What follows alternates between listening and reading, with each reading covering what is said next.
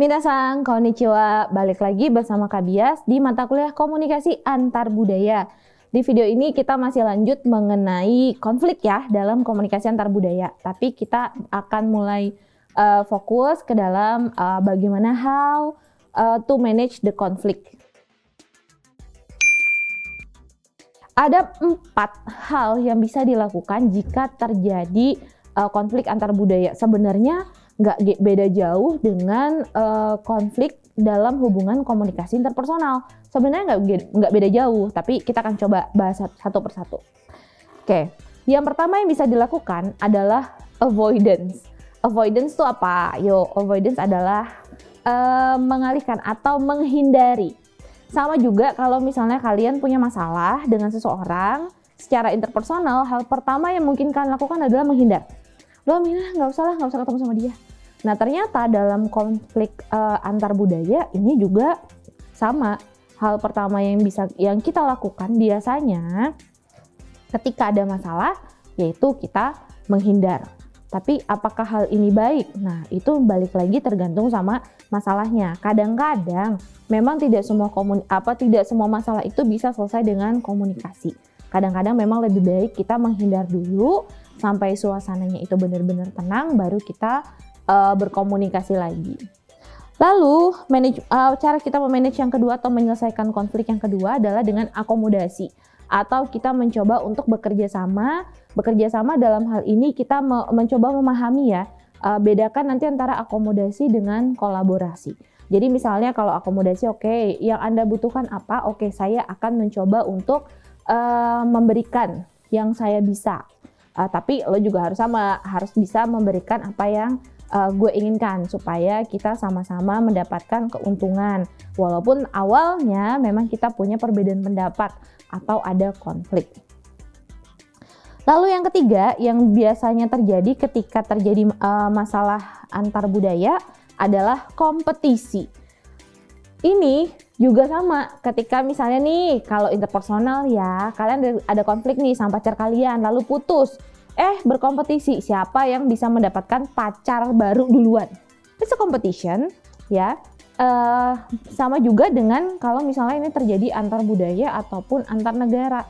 Ketika ada masalah, ada konflik, apa yang dilakukan? Kompetisi. Entah itu ujung-ujungnya kalau misalnya antar negara ya, misalnya mereka perang.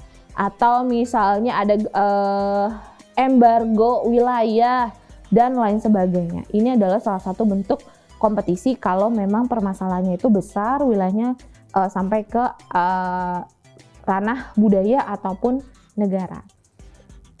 Lalu yang terakhir yang bisa dilakukan adalah kolaborasi, yaitu benar-benar bekerja sama untuk mencapai satu hal. Misalnya gini deh, kalian pasti tahu ada masalah besar yang terjadi di Laut Cina Selatan saat ini, di mana sebenarnya Laut Cina Selatan itu ya miliknya Indonesia, Malaysia, lalu Thailand dan beberapa negara lainnya, Taiwan juga, Filipina juga, tapi ada Cina yang ingin menguasai. Misalnya mereka merasa bahwa Laut Cina Selatan itu harusnya milik mereka.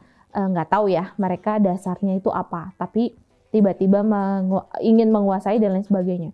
Nah seandainya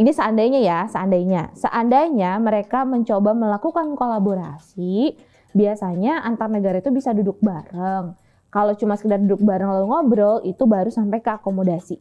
Tapi kalau misalnya sudah bisa menciptakan, oke, kita merasa bahwa ini semua punya kita, ya udah kita kolaborasi aja, kita ciptakan satu wilayah, misalnya satu perairan yang memang ini dimiliki oleh beberapa negara, lalu kita garap bersama-sama. Tapi nggak bisa misalnya Cina punya sekian, Indonesia punya sekian, nggak bisa. Kita harus garap bersama-sama atas satu nama, misalnya persatuan apa. Kira-kira seperti itu kalau misalnya bentuknya kolaborasi. Kalau kita misalnya mau melihat sebuah konflik dalam perspektif antar budaya, kita harus benar-benar melihat balik lagi karakteristik dari budaya tersebut. Jangan lupa setiap budaya itu punya cara dalam menyelesaikan satu masalah dan mereka juga punya pandangan yang berbeda-beda tentang sebuah masalah.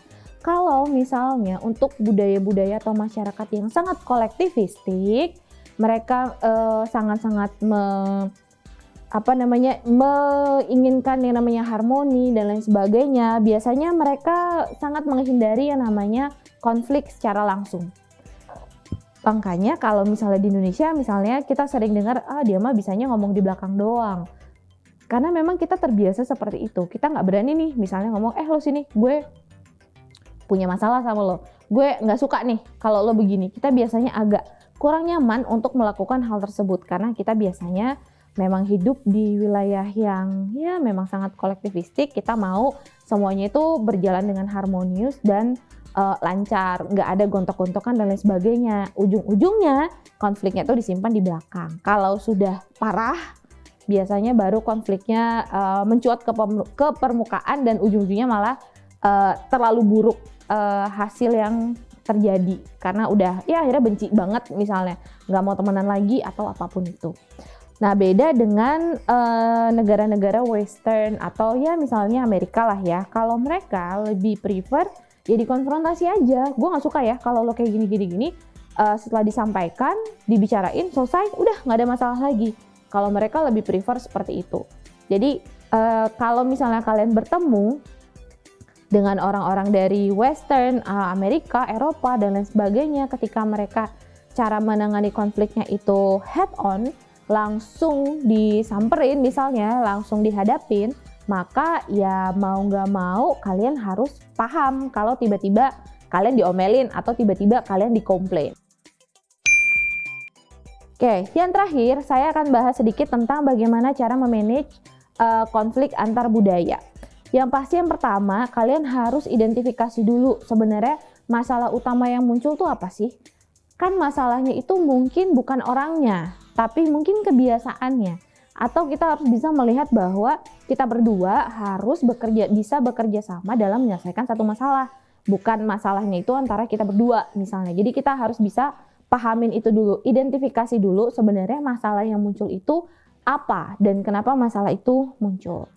Lalu yang kedua, kalian harus bisa keep open mind atau harus bisa membuka pikiran kalian. Selalu diingat bahwa orang itu punya karakter yang beda-beda, punya dasar yang beda-beda, dan juga punya kebiasaan yang berbeda-beda. Kalau misalnya dia memang lebih sukanya diem-diem aja, ya udah diikutin aja dulu. Kalau misalnya kalian berantem sama orang yang istilahnya mereka terbiasa dengan avoidance ketika ada masalah, lalu kalian kejar-kejar, yang ada nanti malah jadi masalahnya akan semakin besar. Oke? Lalu yang ketiga, yang harus kalian pahami juga ketika kalian mau menyelesaikan satu permasalahan antara budaya, nggak usah terburu-buru.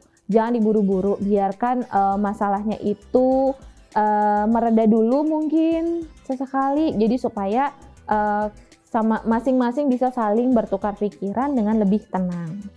Lalu yang keempat, pastikan bahwa kalian melihat konflik adalah konflik. Beda orang bukanlah konflik. Jadi tolong dibedakan antara konflik dan orangnya. Mungkin yang bermasalah memang bukan orangnya, tapi ya konflik itu sendiri.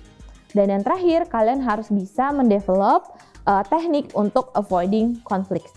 Gimana caranya saya bisa menghindari konflik? Ya balik lagi ke materi-materi kita sebelumnya.